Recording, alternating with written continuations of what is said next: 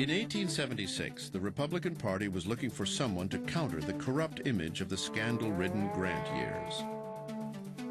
Affable and morally scrupulous, Ohio Governor Rutherford B. Hayes was the perfect anti-Grant. His personality was why he got the nomination, partly. Hayes promised to be a different type of president who would make his own decisions, appoint people on the basis of merit rather than to pay back a favor. One observer at the time called him a third-rate nonentity whose only recommendation is that he is obnoxious to no one. Hayes was lucky even to be alive to run for president in 1876. His stint in the Civil War nearly killed him. He was wounded 5 times and had 4 horses shot out from under him. Some would later call the election of 1876 between Hayes and New York Governor Samuel Tilden the last battle of the Civil War. Once again, Hayes barely emerged intact. It was a bitter, hard-fought campaign. Hayes went to bed assuming he had lost because Tilden was something like 260,000 votes ahead, which in modern figures was about 1.3 million. Like George W. Bush in 2000, Hayes lost the popular vote. The tally in the Electoral College also seemed to favor Tilden, but it was close. And as in the 2000 election, results from several states were in dispute. Awaiting the outcome of the election at his estate in Ohio, Hayes was telling the local papers that he had lost.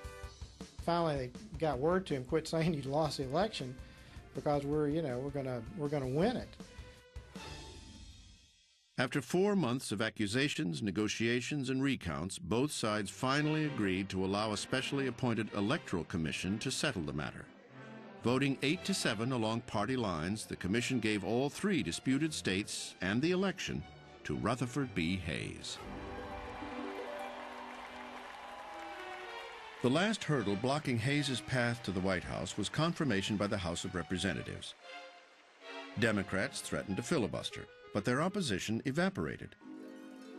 Historians would later speculate of a so-called Great Compromise in which Hayes made concessions in exchange for the presidency.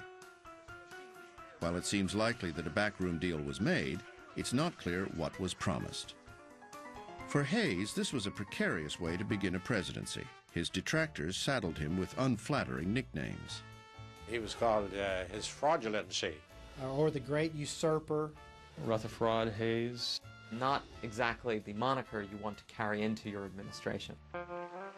On March 3, 1877, Hayes was sworn in the White House Red Room, the first president to take the oath of office inside the executive mansion. Hayes took his public oath of office 2 days later on the steps of the Capitol. Number 19, Rutherford B. Hayes, Republican, 1877 to 1881, 54 years old, from Ohio. Hayes was the first president to have a telephone installed in the White House.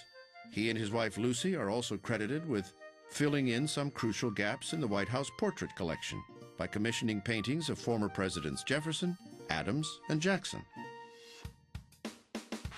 Hayes was a Harvard Law School graduate with a sunny disposition and a reputation for honesty.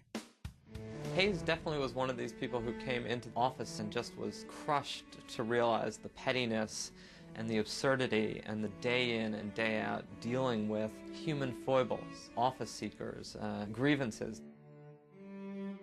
The Hayes White House was subdued. Lucy Hayes believed in temperance.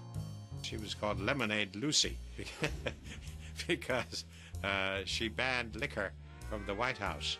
And Hayes wasn't so strong on that, but he went along with his wife. The joke was that at state functions in the White House, water flowed like wine.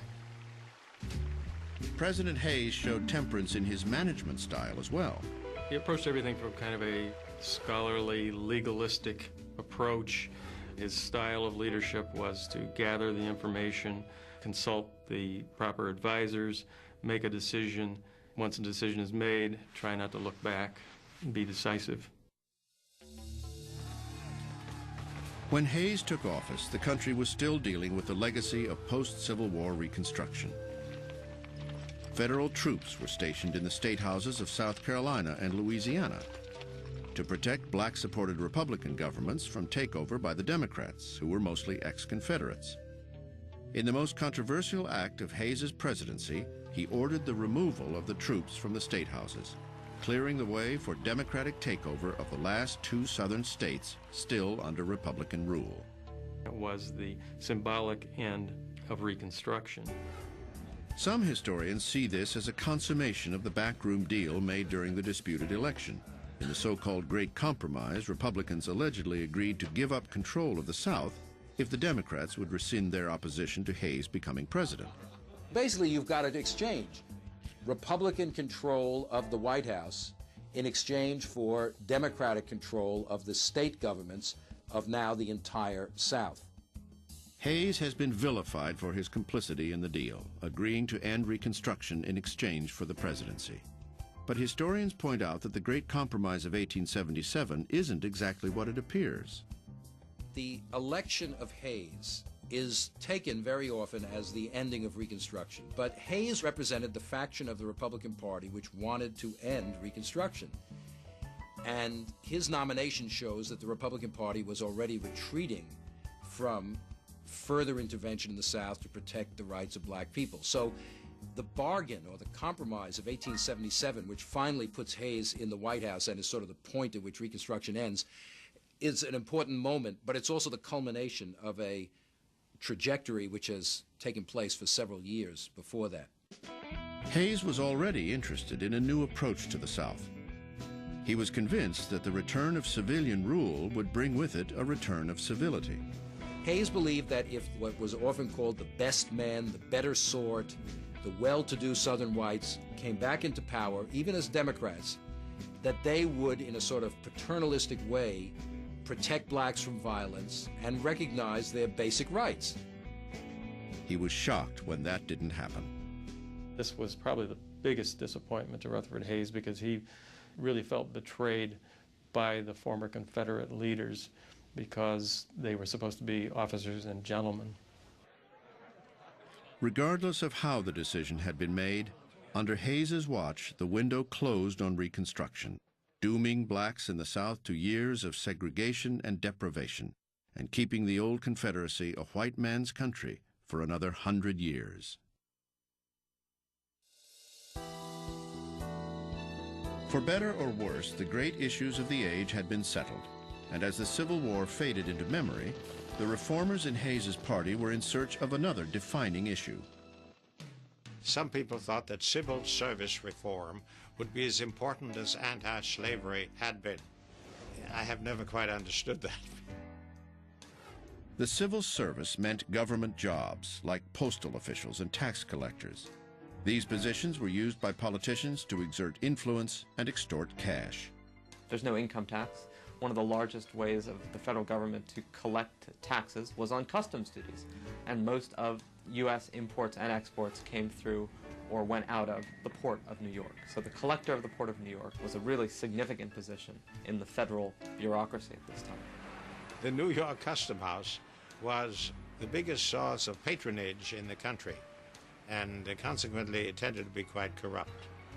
Appointments to the Custom House, including the position of chief collector, were controlled by New York's corrupt political machine, namely the so-called Republican stalwarts led by Senator Roscoe Conkling.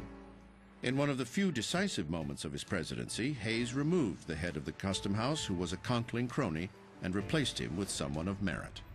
But the deposed crony would not have long to lick his wounds. His name? Chester A. Arthur, who, against all odds, would become president himself within 3 years. In the final year of his presidency, Hayes became the first sitting president to travel to the West Coast, a move he hoped would bring unity to the country. Despite some calls for him to run again, he honored a campaign pledge not to seek a second term. He said no, he had enough. He really didn't like the presidency very much. In his typical positive way, Hayes was quite proud of the accomplishments of his administration.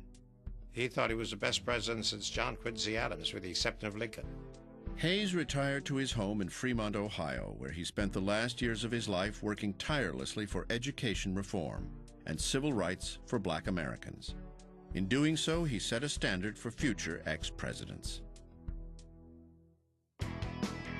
3 different presidents occupied the White House in 1881: Rutherford Hayes, James Garfield, and Chester Arthur.